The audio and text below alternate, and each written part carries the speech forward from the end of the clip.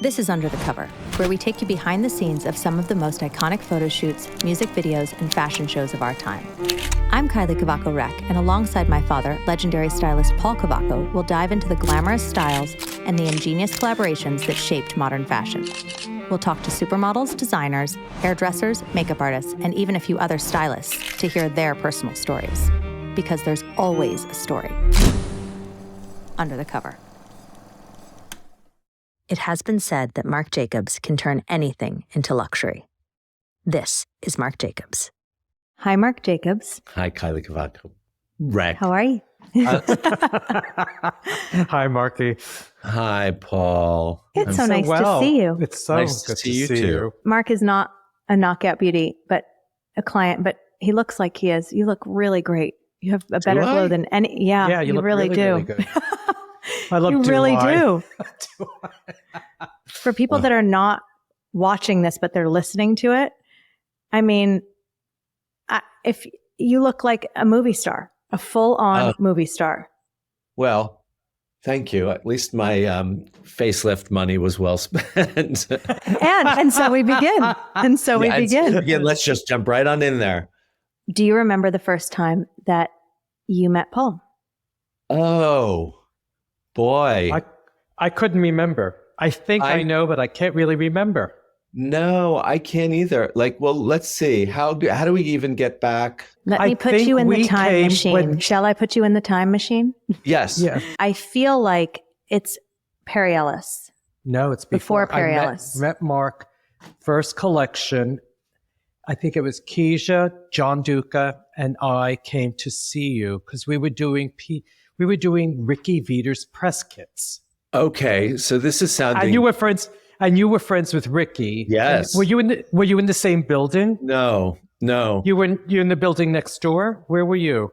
Well, we were close. I don't think we were even next door, but I knew Ricky because she and her husband, who wasn't her husband at that point, but James used to come to Charivari. I mean, Ricky used to come into Charivari all the time when I worked there. And that's how I met Ricky. We became friends way back. And you worked at Charivari very young, no? Yes. From like 79, like 1979, I started working there. Right. But were you even allowed to work at that age? Not really. But, I also was going to clubs all the time and I wasn't really allowed to be, allowed in clubs either. Yes. I mean, it's New York City. What's allowed and what's done are two different things. Did you grow up in New York City? I did. I knew that. I just wanted to ask you. Was it a trick question, Kylie? It was. Well, we have a couple things in common. We both grew up in New York City. Yes. I also think our mothers were both married 4 times. Mine was, yes. I remember this. We discovered this at dinner at Cafe Luxembourg one day. Okay. And everyone at the table was shocked that you and I had mothers that had been married so many times. And we looked at each other and we were like, there could easily have been more. What's 4? Yeah. I mean, especially when you when I think of the people I look up to and always held in such high regard. I mean, Elizabeth Taylor has always been one of the most glamorous women in the world to me. And, if she could marry repeatedly, even married the same guy twice, indeed, that was so aspirational that I felt oh, maybe my mom's pretty cool after all, I love that. I love that. Maybe she's glamorous. And you lost your dad when you were little, right? Yeah, 7. Yeah, I was feel 7. Like that's another thing we haven't. Young. He was very young. He was 34 years old when he died. Oh, no. Oh, wow. Yeah. That's so young. So sad. Yeah. I'm so sorry. And you have a really close relationship to your grandmother, right? I sure did. I mean, she was my paternal grandmother. And, lots of crazy stuff went on, with my mom and my family. And I ended up moving in with my grandmother and she raised me, really. She taught me how to fold a sweater. She did? I probably knew, but I mean, she really gave that ritual great importance, which would later really, I think, shape me, this idea of respecting beautiful things and taking care of them, our responsibility. And especially in terms of fashion, she'd always sort of say I'd rather you have one really beautiful sweater than 6 not very beautiful sweaters. So, Oh God. but It sounds like Kylie's mother who said that Yes. to me when we were together. She said, "You have to get rid of all the 30,000 puke green sweaters you have," because I only wore green sweaters of all different shades to make my eyes look greener. And she was like, "Get rid of all of them." And she got me like all new sweaters from Ralph Lauren. That's where I learned how to fold a sweater, actually, was at Ralph Lauren when I worked there. When I worked at Ralph Lauren, one of my jobs was to make sure that the t-shirts and the sweaters were folded just perfectly so they would fit into their little box. So now we've come full circle with the sweater folding. Although I will say that I think it has so much more meaning than just a sweater fold. I think I was about to say. Like the care, the concern, the idea of proportion, fitting the sweater into its space and why that looks attractive when there's just it's very loaded, that whole sweater thing. For sure. I mean, I think the whole thing about also, if you put the right frame around something, it shows it in the most beautiful light. Absolutely. And if you are mindful of its proportion and its shape, and that's something you're very well known for, is your proportion and your shape and your ability to play with it and create something even more beautiful and unexpected, and sort of turn some things on their head even at times. Or most a lot of the times. time. Almost all the time. Almost all the time. Sometimes on purpose and sometimes absolutely accidentally. I think it's mostly on purpose, but I love that you think it's sometimes accidentally. Sometimes I think like, this wasn't me who did it. I was possessed by that demon that believed in this. The imp of the perverse came to you. When I was in college, and I did a bit of time at Parsons, and I drew a garment with very large buttons, and my teacher said, "Do you think you're Marc Jacobs, or was that intentional?" Oh, wow. And I was like, "Oh, okay, isn't that cool?" Wow. And I said, I thought the garment looked better with larger buttons. And you were probably right. I don't know about that. But again, I was visited by the muse who there you go. made me think that was a better look. So when you went to Parsons. I did. Did you go for fashion design? I did.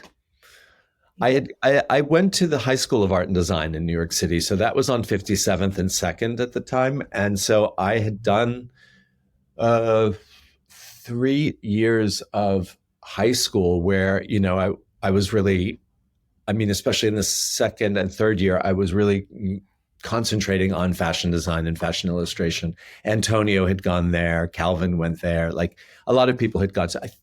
Did Stephen Meisel? Stephen went there also. Stephen Meisel went there. Harvey Firestein went there. So art and design was like a thing. And I remember I only wanted to go to Parsons. It was the only school I was interested in. And I remember the guidance counselor, or whatever they were called at art design, they were like, "Well, you need to have a plan B." And I was like, "No, darling, I don't do plan B.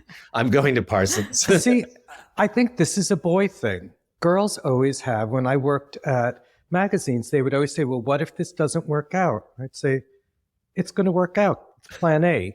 And I said, if it doesn't work out, then we go to then there's another plan A. But there's never a plan B. No. Because it's got to either work out or we move on to something new. Oh, see, now I'm on plan like a P by now for my life. It's like we just keep kind of saying, okay, it didn't work, moving on. Right. And I don't know whether it's a boy or a girl thing, but I feel like it's maybe there's a conviction that you both have of knowing that you know what's right. There's an inner sense of what's meant for you. See, I think I've later learned, like through one of my many psychiatrists, but no, one from many, many years ago.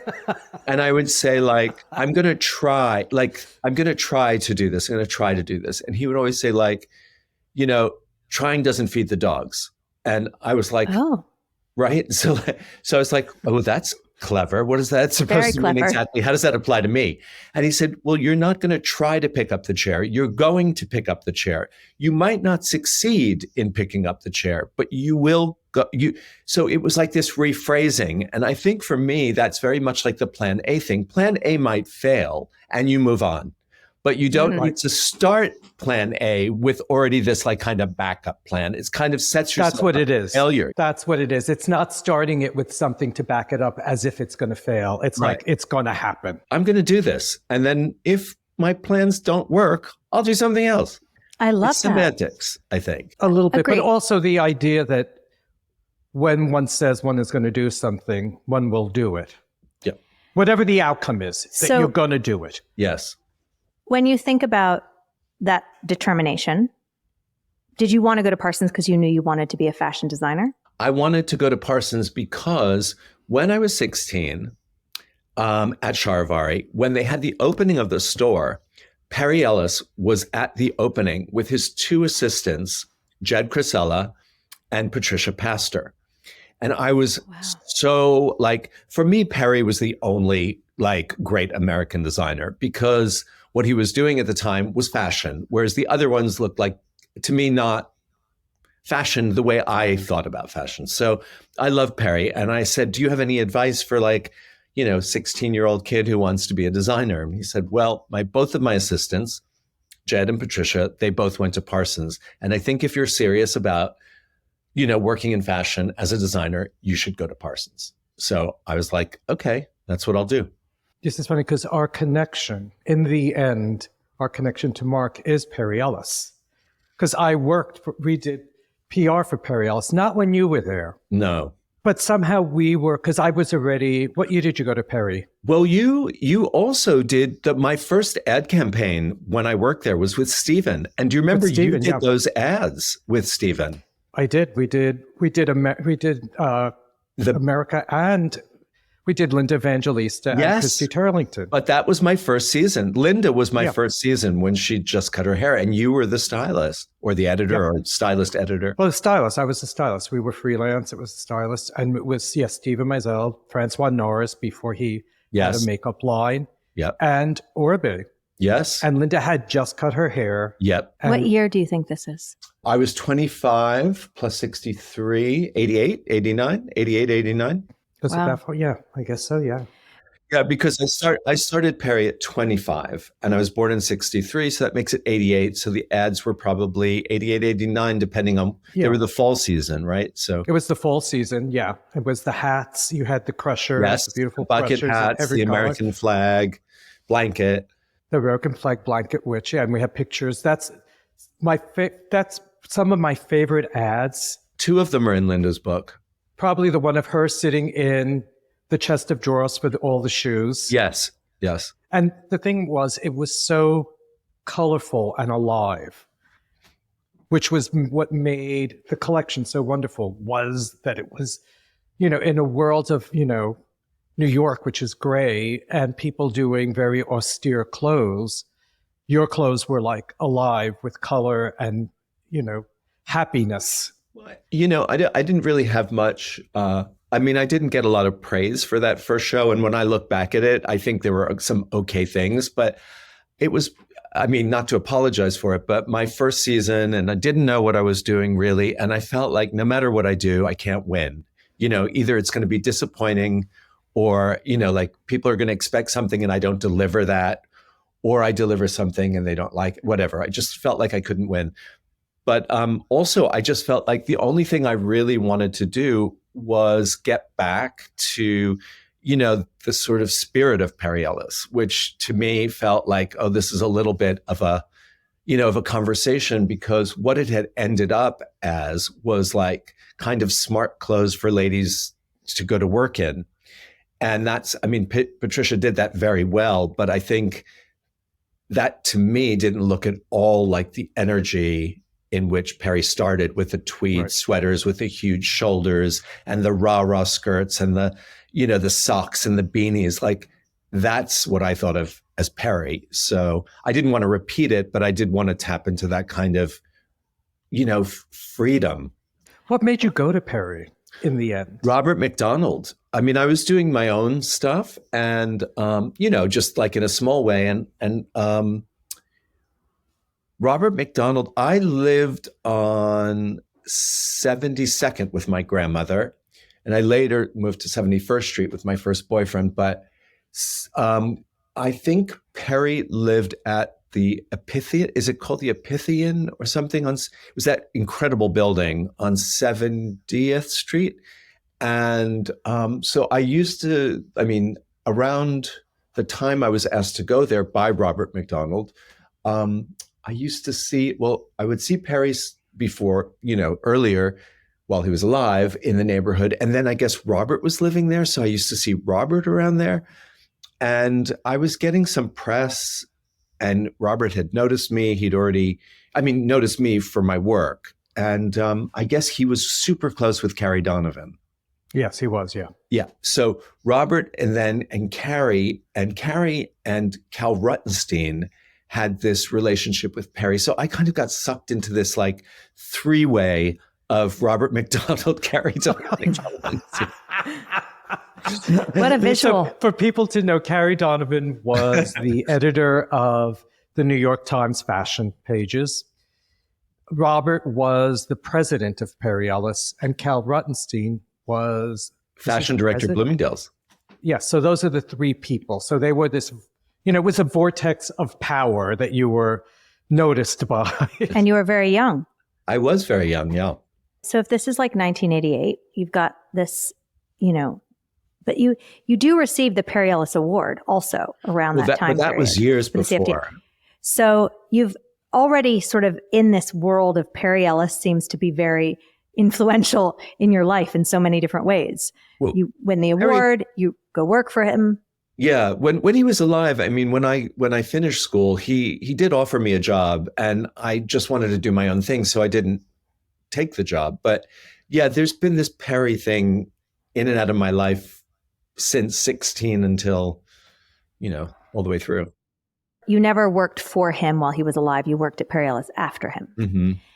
And then, so you were saying you felt like you couldn't, whatever you did, it was going to be maybe wrong, but you took a very big chance. Yeah. And had your grunge collection, which that was at the end of probably. Well, that's what I was going to say. So that moment in time, was probably the end of something, but the beginning of something else really huge. You started a huge movement. Yeah, in fashion. Well, I didn't start it, but I think I exposed it in a way, I think I did. I think Anna Sui did too. Like we were both on that same kind of vibe at the moment. But I think, my history at Perry, like basically I got my hands slapped for the first collection by somebody. The only person who was really supportive of it was Anna Wintour and her editors. And which was a lot. But then I kind of felt like I needed to, I don't know, whoever was at Perry Ellis at the time, like I felt like I needed to adjust my thinking, and I needed to make clothes for ladies and, sort of make it more uptown, because trying to, inject cool and whatever into it was like not going to work for them. So I kind of played the game as best I could for a couple of years. And then I just thought like, this isn't working for me. I just don't feel like I'm being my authentic self. And I'm also not like making clothes as a job wasn't interesting, designing because there was a dream and a story and inspiration was what I was really into. Anyway, so like that's what happened with grunge, and the season just before it was I was just like, you know what?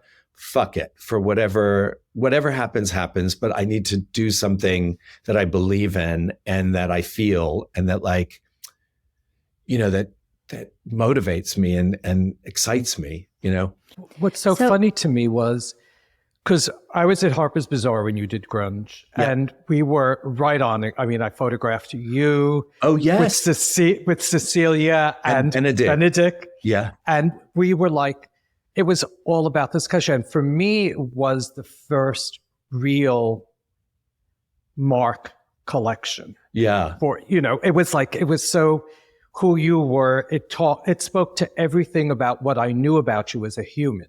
Yeah. And it was funny to me that editorially, people freaked on it, loved it. It was extremely successful editorially. And then you got fired, and it was like, what?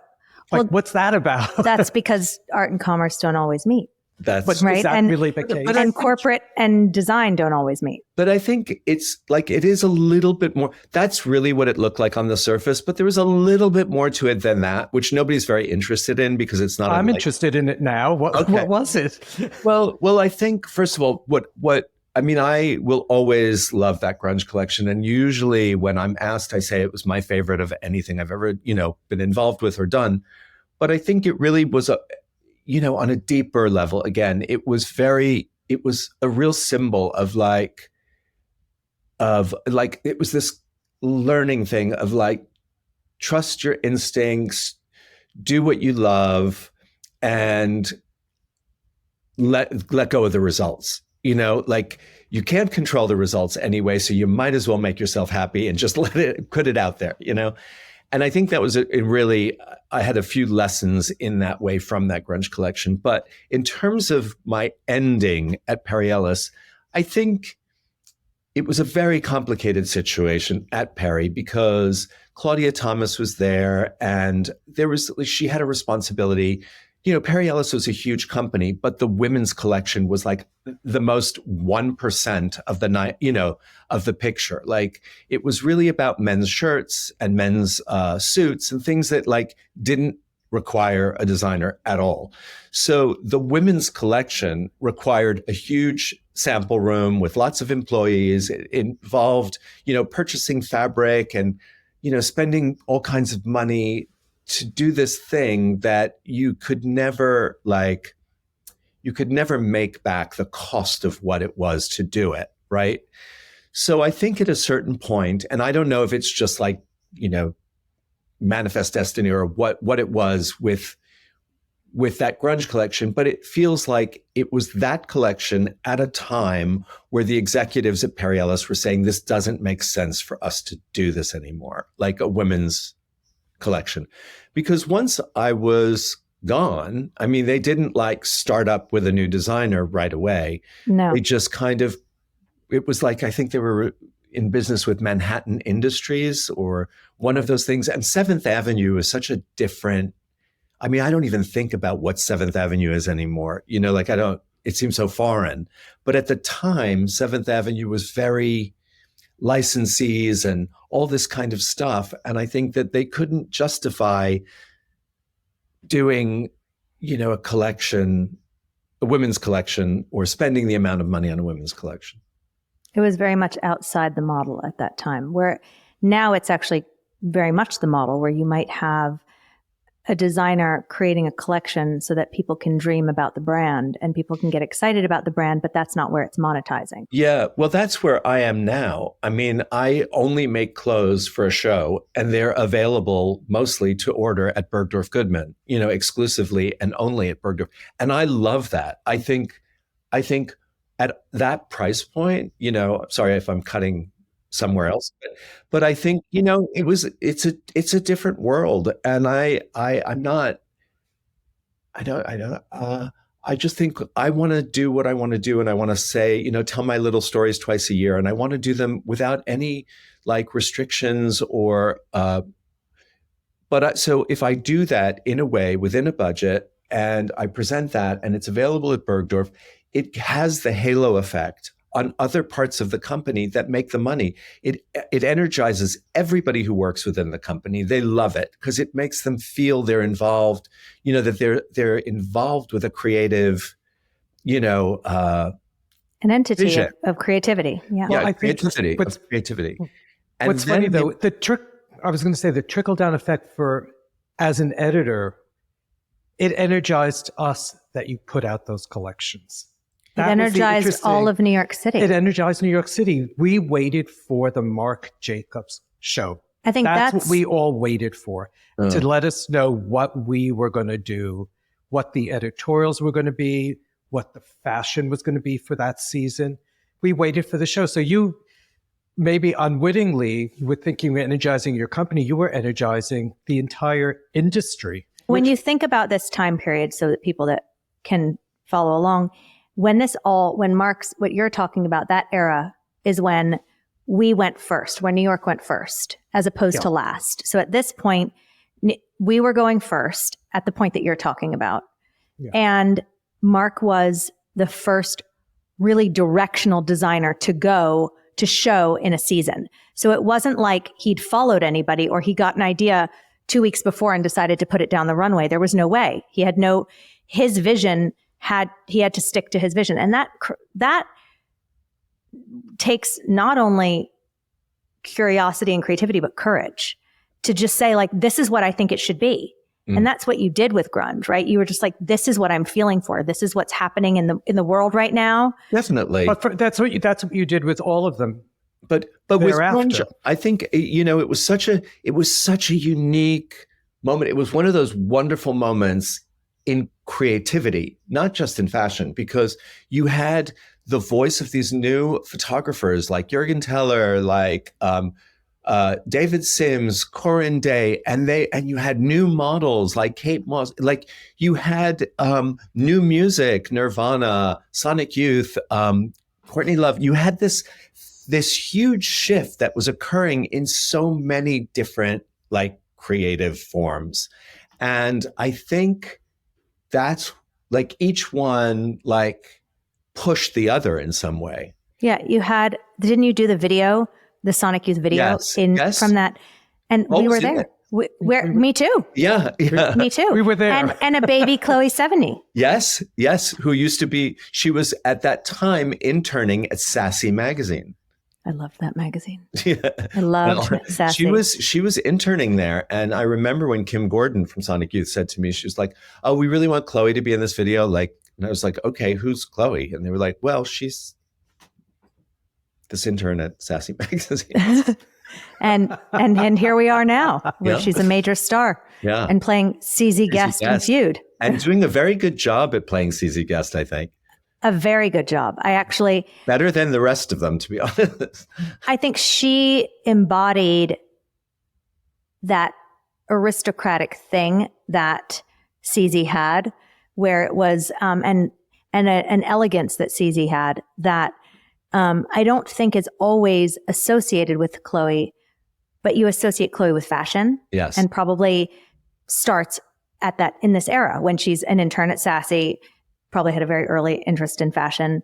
And then, obviously, and this is like right at the same time as Kids. Kids, yeah, exactly. So and Larry Clark did Kids, and Corinne was all these younger British photographers were so inspired by Larry Clark's Tulsa or his other books and stuff. So there was the rawness of Larry's, it just, again, this felt like, that moment just felt like this swirl of like grungy, youthful greatness, It felt all very new. I was talking to my dad about it yesterday when we were preparing for the podcast. And when we look back on it, obviously we can see a lot of things, but there were a lot of moments not long after this moment where when you look at it, all of you were at the top of the fashion industry, but the perception of it, if you were living in it in that moment, was at the top was like Carl and Valentino.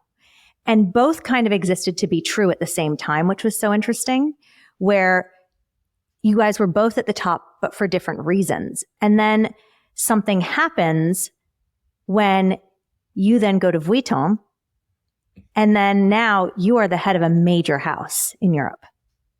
Mm-hmm.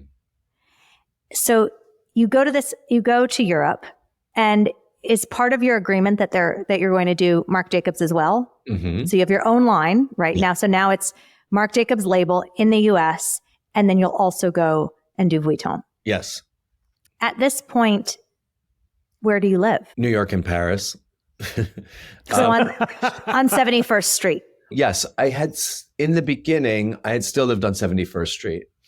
And once I started flying back and forth so much, it just became really frustrating to like go from 71st Street down to Soho every day. It was just taking too much time. So I moved into the Mercer Hotel. Oh, and I remember that too. I forgot about that. So I lived at the Mercer for a lot of years, but I lived, 2 weeks out of every month at the Mercer. And then I lived 2 weeks out of every month in Paris. And then I had an empty apartment at the Doralton on 71st Street. I loved that apartment. That was a great apartment. Yeah. Beautiful apartment. When we used to eat at Cafe Luxembourg and with Julio. Yes. Yeah. I had lunch with Julio the other day, and I'm seeing him on Tuesday again, or Monday again. So for people who don't know, Julio is a great friend of Mark's, a great friend of Paul's. Kylie's and mine. He lived with us for many years. When he was, moving around in his creativity, Right, we 'cause we were his Mercer Hotel. Yeah, and he was in the 70s a very well respected, beautiful young designer. Like Mark, very young. Yeah. Young on the scene and early, Well, it was, I tell Julio this all the time. I mean, the first time I met Julio, I was like, just in awe. It was like Julio, Sprouse, like they were to me what young New York looked like when it was super luxury. Like there were lots of other young designers who were downtown, but it was downtown fabrics, downtown, like the whole thing was like that box. Whereas like Julio's clothes were youthful and beautiful. Stephen's clothes were downtown and edgy, but they were in Anyona double-faced cashmere, there was a luxe, Yeah. So How did you meet Stephen? I met Stephen through Sprouse. John Reinhold, really. Oh, gosh. Yeah. I mean, I always wanted to know Stephen, but I couldn't seem to get to know Stephen. And then when I was at Vuitton, John came to me and said, Stephen would like to do something. And I said, oh my God, would he? That would be amazing. I would love to do something with. So he kind of put us together. And I said, Stephen, why don't, come to Paris, come stay with me in Paris, or come live in Paris for a little while. And we'll just go into the studio every day and make stuff. And we did. Amazing. Yeah. He was, in my life, he was the first really hyper creative person I ever witnessed in real life. Yeah. He was the first person that I saw also what the machine of fashion can do. Mm-hmm. Right. Because I don't think he even had a collection when he met my mom. No, he didn't. Right. Yeah. So he, when we met him, he was designing for Deborah Harry. Yeah. And Stephen Meisel, we were doing a fashion show for Polaroid. Polaroid, right? It was a big format. They were doing like an 8x10. The negative was 8x10. Yeah. So we were doing this, and the show was Stephen Sprouse, was Anna Sui and Vivian Tam. And then Stephen Meisel said, you should also do Stephen Sprouse. It's a friend of mine. He's a great designer. Stephen came and showed us sketches, and Kylie's mom, Keisha, said, if you can make these clothes, I will put you in the show. He made the clothes, and he ended up being the breakout star of the show. And then he got a showroom on 57th Street. Which he shared. It was like 37 or something right next to Yeah, it was 37. Yeah. Yes. And what I remember about the moment when you collaborated with Stephen was something that everyone in fashion knew, but now the world knew, that you were a very generous friend.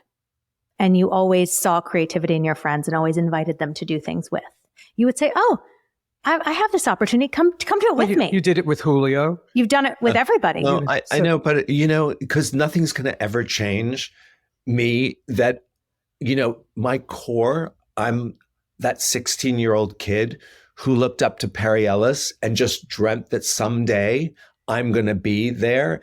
And so I remember, I doubt if you asked anybody I went to high school with or anyone I even went to Parsons with, if you asked them who Julio was, I doubt there's anyone but me who was like, yeah, he was that designer who was doing that stuff. And he was in those ads by Richard Avedon. Like, I knew that. Whereas like most people in my class didn't know that. And it's like, I knew it because I lived, ate, and breathed fashion, He had his own big moment, where he the front of what's now the Polo Mansion was his atelier. Yes. I mean, it's not like he was like some guy making some clothes somewhere. He was really a thing. And as Stephen was really a thing. But by the time you get to Vuitton, their careers are not what is happening for you. And you were like, no, these are geniuses. Yeah, but that's what I'm saying is that I still have such, it's funny. Sorry, this happens to me sometimes. I lose my place or I start speaking in circles that are weird, but Do it. I remember when Bridget Foley, who is a journalist at Women's Wear Daily, which right, Yeah. Yes. when I was doing this collaboration with Stephen, or I was working with Sprouse at Vuitton, she said, like, other designers wouldn't do this. They wouldn't be like so transparent, and not only transparent, but like praise and give credit to another designer for like doing something within their collection. And I was like, I just don't know how to behave another way. These people are my heroes. What am I supposed to do? Like I said, if I were going to hide this, I just wouldn't do it. Like, but if you're going to invite somebody in because you're excited about like everything they are to you, and then you get to collaborate with them creatively, it's like, of course I'm going to talk about it. I'm thrilled. This is like the opportunity I only dreamt of, Were you the first person to do that type of collaboration? I feel like you were, but I don't know this. Yes. It feels like you were. Yes. I think so. And I think that's why Bridget like kind of remarked, she was like, people just don't do this. And it really was born out of this idea of what am I going to do at Vuitton? It's not my name on the door. And it's like, what do I do? And I looked at a period where there were all these creatives in Paris that I appreciated and respected. Again, there was Schiaparelli, there was Chanel, there was Jean Cocteau, there was like, there was just so many great artists working in so many different fields. And I said, these people shared ideas. I mean, Jean Cocteau, did the drawing for Schiaparelli's embroidery, and worked with Lesage to create, to execute it. Like, and I thought like, maybe that's what my role here is like, I do my thing, but I bring in other people with other voices to kind of, and I felt like that really was a very European, or my idea that was a very European or very Parisian way to work, was like bringing other creatives in and sort of combining and working together and collaborating. And that's how I made being in Paris at Louis Vuitton feel right. Oh, that makes sense. But it's funny because it felt right to everybody. Yeah. You made it feel right. And I think somehow you have to take the credit for that. You made it feel right. You also made it feel like here are artists that are working together, not competing, but actually working together, creating something bigger than either one of them would have done by themselves. And it made, I think those Vuitton bags are probably worth a fortune now. Yeah. I'm sure they're worth a fortune. I have my Sprouse Speedy in the closet to this moment. And I still, and when I carry it, because I still do sometimes carry it, and people will stop me and say, is that new? And I think to myself, were you asleep? Like, what do you mean, is that new? And I think what I love about it though, is that it still looks new. Right? Yeah, it still looks good. it still looks, well, mine is fresh also, but it looks it looks like a new idea. Yeah. If you didn't know that if you didn't live through it, right? We all live through it. That's why I said, what were you asleep? Because it's like, this is, to me, it's iconic. To us, it's iconic. Yeah. So it doesn't feel new to us, but the idea of this moment of collaboration between a big house and an artist was really, this is well before the idea. Virgil wouldn't have even been a possibility like that. No, but I have to say, and this, I guess maybe it's a little kind of a sensitive issue, but Virgil would write to me. He would send me things all the time. He'd be like, you were the blueprint for this for me. And, I found these glasses that you did with Pharrell, and now I'm going to like do my version of them. And he would send me the new pair, the next pair. And he was always very honest. And he, credited me with this. And it wasn't that, I wouldn't say like I needed it, but it really made me feel good. I really appreciated that I got respect from someone the way I gave the respect to someone. Oh yeah. He definitely, had such admiration for you.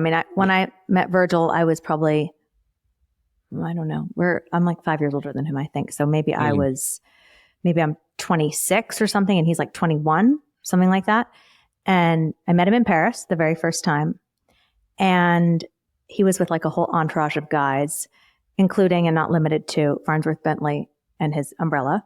And it was raining one day. So we were all like, Farnsworth, where are you with the umbrellas?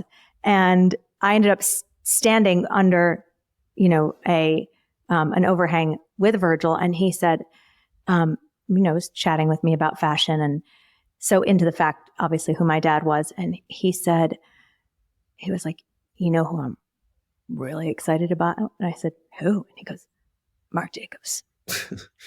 Marc Jacobs. He's like, that's somebody to get excited about. Oh. And I thought that was such a cool thing that it was, everyone else was sort of excited about having their picture taken, and they were there to kind of be a moment. And they kind of knew that was what was going to happen, was that if they all went together, they would be a moment. And that was the goal. His goal was to be one step closer to seeing you and knowing you, which is similar to yours with Perry. Right. So it's a very Stephen. Full circle.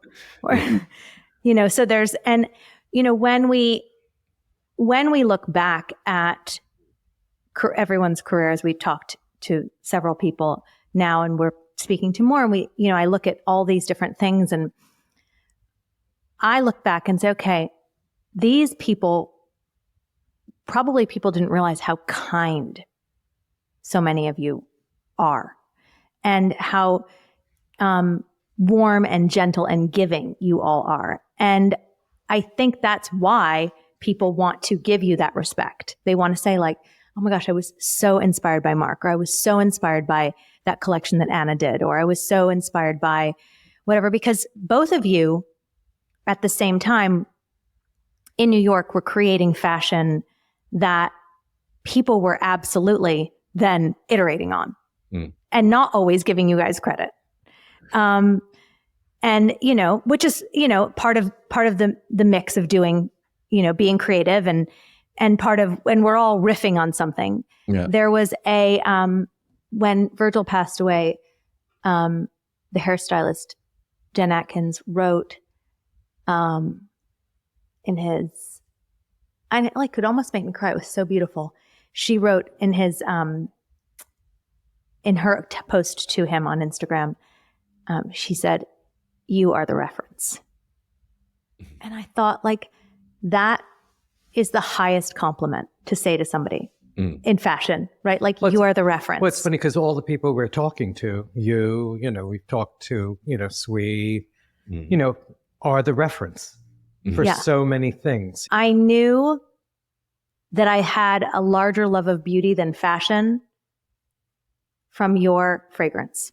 I remember sitting in the back of a taxi, and we were all going out that night, and someone had just received a new bottle of, Marc Jacobs that had not come out yet. And that fragrance, I'm sitting in the back of the car, and I said, "I'm so sorry, I can't even focus. What are you wearing? It smells so good in here." And the taxi driver turned around and he was like, "Yeah, what are you wearing? It really smells really good." And I thought, okay, you're speaking to both of us, right? You're speaking to me and the taxi. We both think this is like an amazing, intoxicating fragrance. And I thought, maybe that's like what I'm into. Maybe I'm into that, because I didn't feel transported by fashion the way that other people would talk about it when they would talk about fashion. But I knew it existed. And then I was, in this moment, I was like, I am fully transported. I feel this moment. And I thought, oh, maybe that's like where we're going here. And I think about your fragrances and your other things that you do. Are they part of the commerce part, or are they part of the creativity part? Both. I mean, my participation in the beginning, like we'll pick Daisy, for instance. So, we're working with Coty, this huge company, and they're saying, we want to come up with this fragrance, or we want you to come up with this fragrance, and what would you do, and what do you think? And I thought, I don't know how to, like, I'm not a nose. I can't do the laboratory part of this. Like, I don't know that. It doesn't interest me really. And then I thought, like, does the fragrance actually interest me? And what I needed to do was create a story. So I thought, What's our fragrance? You know, and I like the idea of Daisy. I like the idea of Daisy because she was Daisy Buchanan somewhere. Oh. And then also that it was Daisy, my dog, who was named after Daisy Buchanan. And then it was Daisy, and what a Daisy represented. It was a kind of innocence and a sweetness and peace. It's like, and it doesn't smell. So it had that irony where I'm like, okay, I think we should make a fragrance called Daisy, which has no fragrance. And that's cool. But I loved what what it meant. What Daisy, like, you know, it was like make love, not war. You know, it was like all this stuff. And it was like the wreath of daisies on this beautiful girl. And, you know, and it was white clothes and it like, you know, backlit. And I don't know, just all felt, you know, just felt right. It was perfect. I feel like we just got a little peek into your creative process. Thank you for doing this with us. Yeah, my pleasure. Oh gosh, thank you. so Really, appreciate really it. thank you for doing it. No, my pleasure.